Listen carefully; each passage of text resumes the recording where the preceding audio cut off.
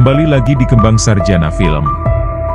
Di video kali ini admin akan merangkum sebuah film Mandarin yang berjudul Flying Sword of the Dragon God yang dirilis pada tahun 2011.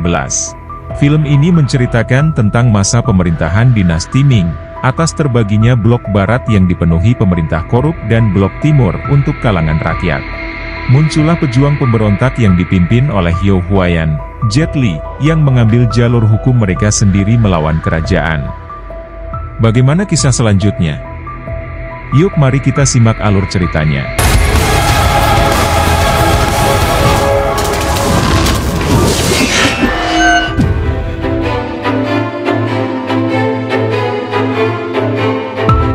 Pada zaman dahulu kala, tepatnya di masa dinasti Ming, seorang kaisar bernama Xianzong menerapkan kepercayaannya kepada para menterinya untuk memegang kekuasaan di beberapa wilayah dinasti. Tetapi, hal inilah yang membuat para menteri menjadi berebut kekuasaan dan membentuk dua kekuasaan terkuat, yaitu Biro Timur untuk kalangan rakyat dan Biro Barat dihuni pemerintahan yang korup. Karena kekuatan kekuasaannya, mereka tak sekadar mengeksekusi orang-orang yang mencoba melapor tentang kekorupan mereka kepada kaisar yang bernama Komandan Wan Yulo.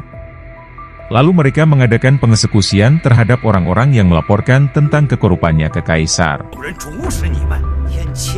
Akan tetapi, pada saat eksekusi tidak dilaksanakan, tiba-tiba sebuah kayu balok berjatuhan dari atas, dan kemudian disusul oleh serangan dua pria bertopi.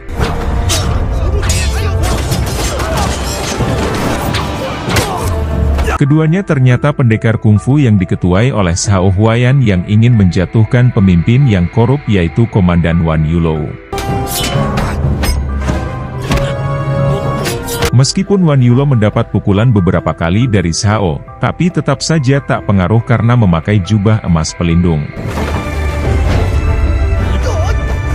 Keduanya lalu lanjut berkelahi menggunakan pedang masing-masing. Dan sampai akhirnya Hou menyangkutkan Wan Yulo di sela-sela dinding lalu ditusuk menggunakan pedangnya. Ia lalu lanjut menutup kepala Wan Yulo dengan kotak kayu, kemudian memenggalnya dan menggantungnya sebagai peringatan untuk pejabat yang korup lainnya. Sementara itu, Menteri Huantian dari Xichang datang ke Dongchang setelah mendengar tentang peringatan ancaman tersebut.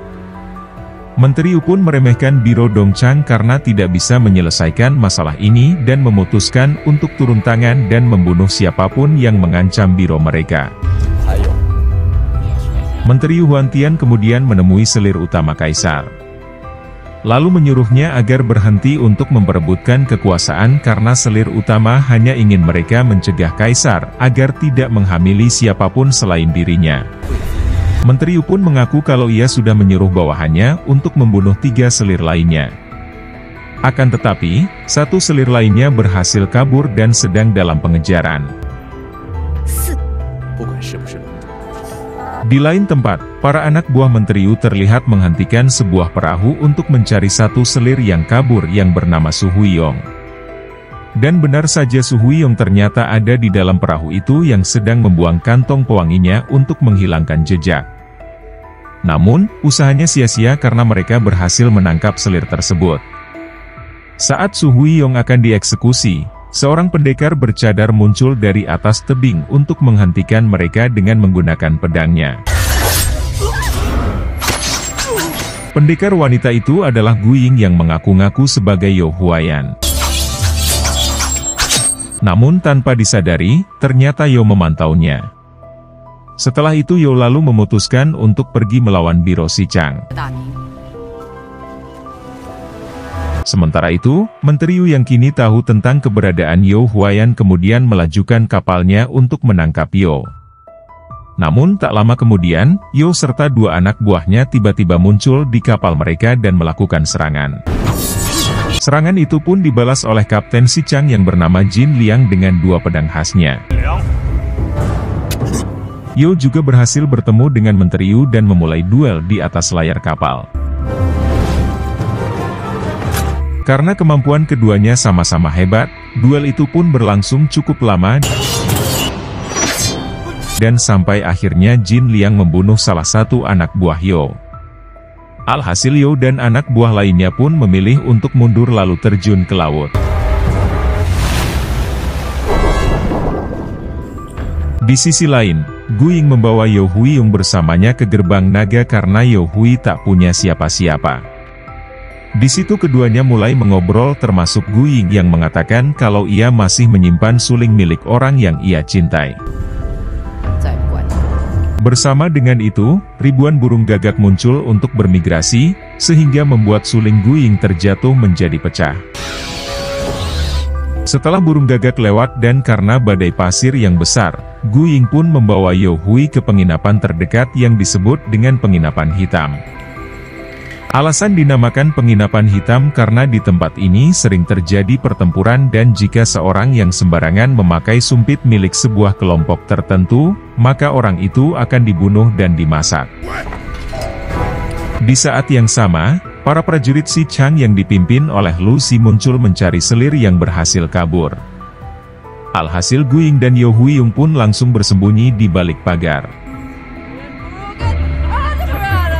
Pada saat para prajurit Chang mencari Yo Hui, lalu seorang pemimpin pengembara tiba-tiba ikut nimbrung. Karena tak terima melihat sekelompok pria mencari seorang wanita. Hal ini membuat keduanya langsung adu jurus. Tak hanya itu, Lu Si juga membeli penginapan itu dengan tujuan agar semua pengembara bisa masuk ke dalam penginapannya, sehingga ia bisa menangkap Yo Huiyan. Di tempat lain, salah satu prajurit Si Chang menyeru sang koki untuk memasukkan racun yang nantinya akan disediakan ke para kelompok pengembara. Namun, di waktu yang sama, Yo Hui tak sengaja batuk sehingga prajurit itu mengetahui keberadaannya. Jadi Gu Ying dan Yo Hui pun mencari tempat lain untuk berlindung dan menemukan sebuah ruang bawah tanah. Di malam harinya, saat para pengembara makan malam, pemilik penginapan tiba-tiba kejang akibat keracunan. Ternyata sekelompok pengembara itu tahu tentang racun tersebut dan sengaja menukarkannya dengan makanan si pemilik penginapan. Di tengah keributan, dua pengembara lain masuk dan salah satunya adalah Feng Litu yang berwajah sangat mirip dengan Menteri Huan Tian. Lu Si dan prajurit Si Chang pun terlihat menghormati si Feng. Singkat cerita, salah satu prajurit Si Chang kemudian melaporkan tentang hal ini ke Menteri Yu. Namun, Menteri Yu memanfaatkan kesempatan ini dengan meminta Lu Si dan prajurit lain menganggap Feng sebagai dirinya. Sedangkan Menteri Yu akan menyamar sebagai Feng dan berbaur dengan para pengembara lain untuk membunuh Yo Huiyan. Lalu untuk membedakannya Menteri Yu memberi dirinya kode. Long Meng Fai Jie asli berubah menjadi palsu, hal itu dilakukan agar para prajurit mengenalinya. Di tempat lain, tepatnya di ruang bawah tanah ternyata salah satu pelayan penginapan merupakan komplotan dari para pengembara. Sedangkan Gu Ying dan Yo Hui bersembunyi di balik batu-batu sambil mendengarkan percakapan mereka. Pengembara-pengembara itu lalu berkumpul untuk membahas rencananya merampok emas di istana makam kuno. Mereka berencana akan pergi setelah badai. Karena disitulah gerbang makam akan terbuka. Mereka juga bercerita kalau sebelumnya ada penginapan juga yang didirikan. Namun, tempat itu malah menjadi tempat pertikaian. Alhasil, pemilik penginapan pun membakar penginapannya dan ternyata si pemilik itu adalah Gu Ying itu sendiri. Para pengembara itu lalu mulai memperhatikan peta pintu keluar istana makam yang dibuat seperti labirin.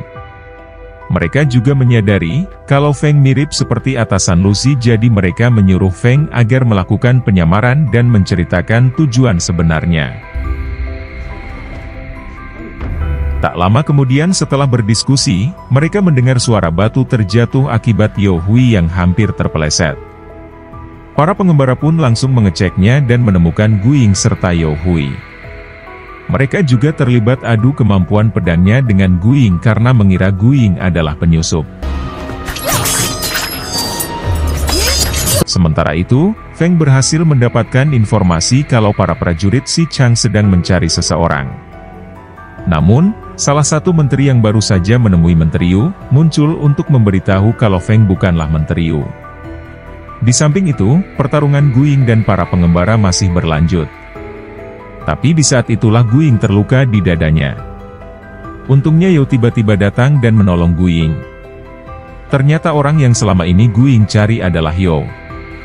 Yo juga merupakan pemilik seruling yang biasa Guing bawa. Yo lalu memberitahu yang lain kalau Menteri Yu dan prajuritnya sudah mengetahui keberadaan mereka di ruang bawah tanah ini.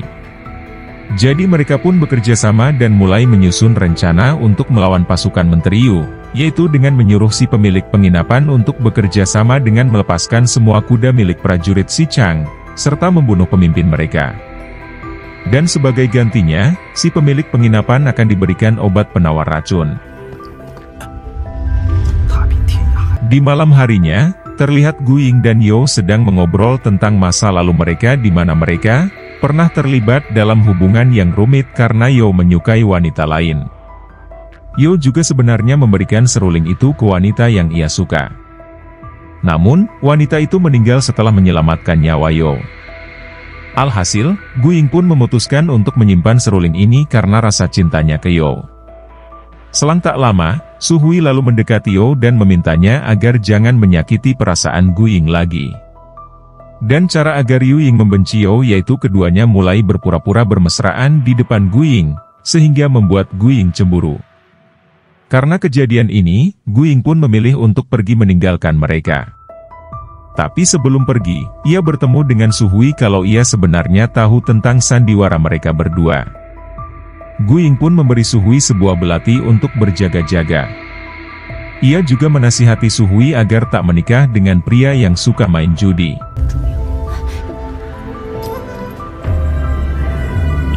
Di pagi harinya, terlihat Menteri Yu sudah berdandan ala Feng Litao.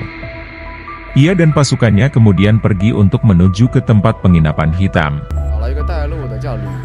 Sementara itu, salah satu prajurit menemui Lu Zi untuk melaporkan kalau seorang telah melepaskan kuda-kuda milik mereka. Jadi Lu Zi pun menyuruh bawahannya untuk mengecek ke kandang. Benar saja terlihat si pemilik penginapan sedang melepaskan kuda-kuda milik mereka. Lu Zi pun lalu menangkap pemilik penginapan dan melakukan interogasi, di mana si pemilik penginapan mengaku kalau ia dipaksa oleh orang dari pihak pengembara untuk melepaskan kuda-kuda tersebut. Tak hanya itu saja, Lu Zi juga kembali mendebatkan kalau ada orang yang sudah membakar penginapan. Alhasil, Lu Zi pun segera menyuruh prajuritnya untuk berkumpul di luar. Di samping itu, cuaca buruk menandakan kalau badai pasir akan segera terjadi. Bersama dengan itu, Feng yang sedang menyamar menjadi Menteri Yu muncul bersama pasukan palsunya. Melihat hal ini, salah satu prajurit pun membisikkan kode pengenalannya ke Lu Zi. Feng yang sebelumnya sudah diberitahu jauh tentang kode rahasia itu pun tak terlihat mencurigakan dan menyampaikan kodenya dengan benar. Ia lalu berpura-pura marah ke Lu Zi, karena sudah terperangkap di tipuan musuh. Feng kemudian menyuruh Lu Zi dan pasukannya untuk kembali ke tempat penginapan untuk memeriksa keadaan. Sesaat sampai di sana, ternyata para pengembara sudah bersembunyi dan siap menyerang pasukan Si Chang. Di tempat lain, Yo dan yang lain berhasil dengan menggunakan seragam milik pasukan Si Chang yang berhasil mereka curi. Mereka pun bersama-sama pergi ke tempat penginapan. Tak lama kemudian, Menteri Yu yang asli dan pasukannya muncul di penginapan. Mereka lalu menyuruhkan kode yang sebelumnya, namun, Lu Zi dan pasukannya sudah tak mempercayai hal ini dan langsung melayangkan serangan ke mereka. Alhasil, terjadilah peperangan antara Menteri Yu dengan pasukannya sendiri. Ternyata rencana para pengembara untuk mengadu domba mereka pun berhasil. Yo dan yang lainnya kemudian kembali menyusun rencana untuk menyerang pasukan Si Chang dengan keterampilan bersenjata. Lalu masing-masing para pengembara mampu mengalahkan musuh satu persatu. Saat cuaca semakin memburuk, pertempuran mereka justru menjadi lebih sengit. Begitu pula dengan Yo yang melawan Kapten Jing Liang dengan pedang masing-masing. Kemampuan Yo yang tak diragukan lagi hanya berhasil mematahkan pedang Kapten Jing Liang dan juga membunuhnya. Tak lama kemudian, Guyen kembali muncul untuk membantu Yo melawan musuh. Keduanya berkelahi dengan melemparkan serangan instan satu sama lain. Sampai akhirnya di pertarungan itu, Menteri Yu terluka di bagian pipinya. Karena badai sudah mulai tiba, Yo pun mengajak Menteri Yu untuk melanjutkan pertempurannya di suatu tempat. Sedangkan para pengembara lain segera berlindung di ruang bawah tanah. Lalu pertarungan antara Menteri Yu dan Yo kemudian dilanjut, bahkan keduanya juga bertempur di tengah-tengah badai pasir. Badai pasir yang melanda wilayah itu pun merusak semua tempat termasuk tempat penginapan. Sementara kedua pria berpedang itu terus bertempur tanpa henti.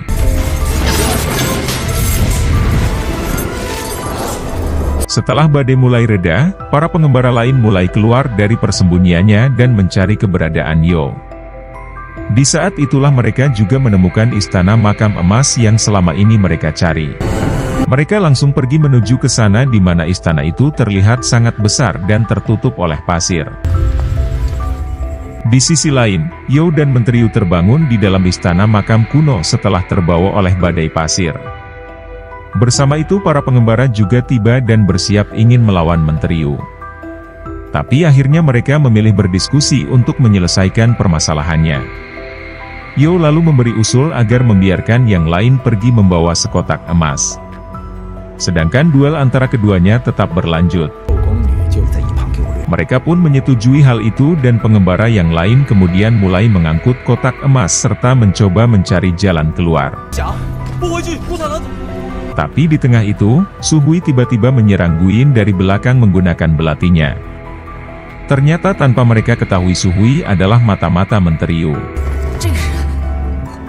Su Hui juga mencoba kembali ke dalam makam untuk membunuh Yo. Sedangkan pengembara yang lain langsung mengejarnya untuk menghentikannya.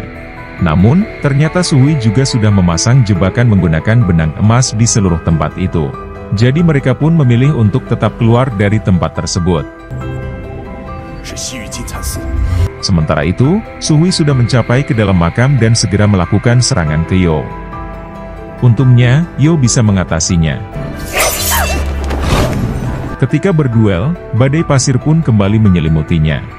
Dan pada saat itu juga, para pengembara pun menjatuhkan kayu-kayu dari atap agar Yo bisa keluar dari tempat tersebut. Akan tetapi, Su Hui dan Menteri Yu tak membiarkan Yo keluar begitu saja. Jadi pertempuran antara mereka pun kembali terjadi. Dalam perkelahian itu, Su Hui tewas di tangan salah satu pengembara bernama Zhang. Sedangkan Guyin ikut turun tangan untuk melawan Menteri Yu. Alhasil, Guyin dan Yo pun bersatu untuk melawan Menteri Yu. Ketiganya bertarung secara hati-hati, karena tempat itu dipenuhi dengan jebakan benang emas. Setelah cukup lama bertarung, Guyin pun menunjukkan keahlian bertarung dengan memakai pedangnya sehingga berhasil membunuh Menteri Yu. Sementara itu, Zhou pun juga terluka dalam pertempuran tersebut. Di saat itu juga, pengembara yang lain pun kemudian membantu Guyin dan Yo keluar dari tempat itu. Di saat badai pasir mereda, mereka berhasil selamat dan berkumpul di padang pasir. Setelah Yo sadar dari pingsannya, ia langsung mencari keberadaan Guyin. Ternyata Guyin sudah pergi duluan menggunakan kuda karena terluka parah dan tak ingin Yo melihatnya terluka. Jadi Yo pun memilih pergi menyusul Guyin. Beberapa hari kemudian, tepatnya di istana, Feng menyamar sebagai Menteri Yu untuk menemui selir utama. Dia juga membawa pemimpin pengembara yang menyamar sebagai pelayan teh. Saat si selir meminum teh tersebut, si selir langsung kejang-kejang dan meninggal. Rupanya Feng sengaja meracuni si selir. Dan film pun berakhir. Itulah alur cerita dari film Flying Sword of the Dragon God. Semoga kalian terhibur dengan alur cerita yang admin bawakan. Mohon maaf jika ada kesalahan dalam penyampaiannya ataupun penyebutan nama. Sekian dari Kembang Sarjana Film, sampai jumpa di video berikutnya.